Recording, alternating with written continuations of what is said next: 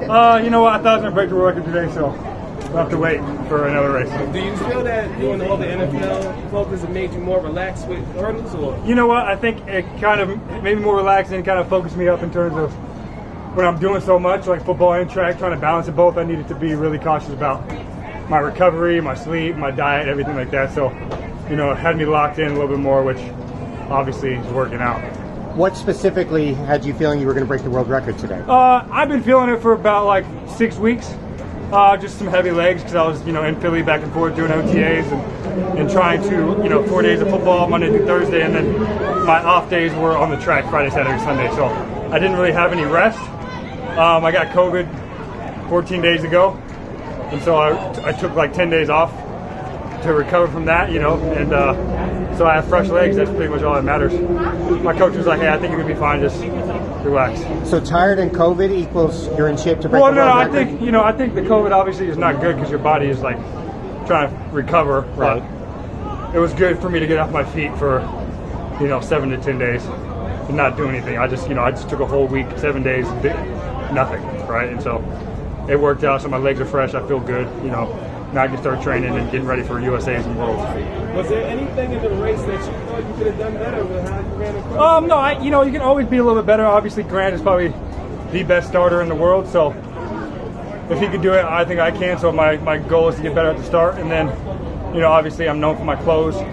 Most every race I've won, I've done that, and so, you know, just clean up a few things, right? 400s, 500ths of a second is, you know, 5,000ths per hurdle, which is so small, right? So, you know, and that's the thing. It's like I knew it's been there. My coach has known that too. Just got to do it in a race. You know, I ran 13:11 the first week of April, and then ran 13:11 at Penn Relays. You know, after a week of OTAs. You know, Monday through Friday. So, you know, I knew it was there. Just got to do it. Did you see Trey Cunningham's 13-0 that he ran at NCAAs yesterday, and did that kind of make you want to, you know, get the reclaim the world? You know, I did, and you know, Trey's a good friend of mine, and he's a great hurdler. Obviously, you know, it's always a changing of the guard in this event.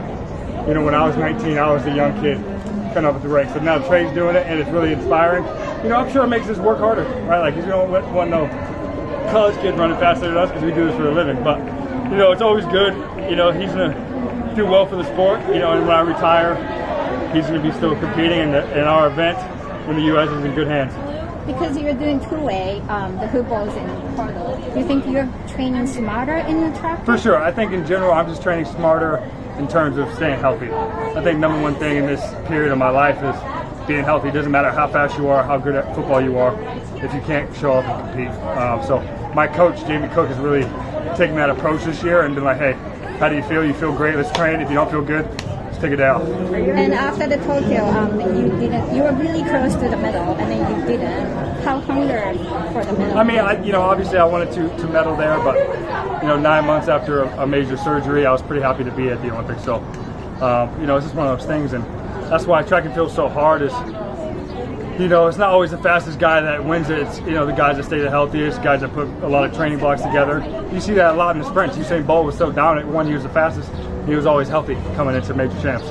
And the world champ is going to be in your home soil. Yep. And then what's your excitement? I'm super excited. You know, I love Eugene. Already planning where I'm going to go eat for lunch. Got reservations all around the city. Making sure I, you know, see the people I want to see while I'm in town. Is the football routine going to ramp up though as you get approach Worlds in terms of the amount of training you're going to have to do? Yeah, so I've been doing a couple weeks on my a couple days a week on my own anyways. I think the biggest thing for me football wise is I'm plenty fast enough and strong enough as an athlete. I just got to start doing football stuff, right? Running routes, catching footballs. And I've been doing that on my off day. My coach actually loves it. He was a quarterback in high school, and so he loves throwing the ball around and having me run routes and stuff. So I think it's a tool I'm using as well. Like, you know, training hard on the track 3 days a week and then running routes 2 days a week and then taking off 2 days a week. You know, I'm kind of always doing something, you know, and staying fresh. Are you going to have to take any time off from football activities ahead of Eugene? Yeah. I mean, I'm going to ramp it down for sure. I mean, it doesn't make a lot of sense. If I'm going to be here running, I may as well do it.